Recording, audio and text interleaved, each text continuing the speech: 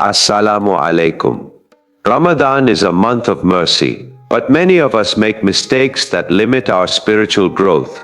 Mistake 1. Treating Iftar like a food festival. Keep it simple and sunnah-based to stay light for worship. Mistake 2. Sleeping through the day. The Prophet was more active in Ramadan, not less.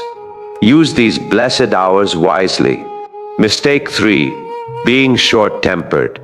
Fasting is about training your character and your tongue, not just your stomach.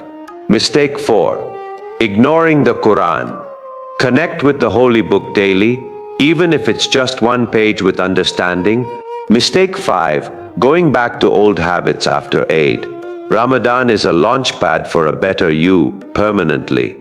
Make this the Ramadan that truly changes you. Focus on the heart, not just the hunger. Share this to help others, and may your Ramadan be blessed. Assalamu alaikum.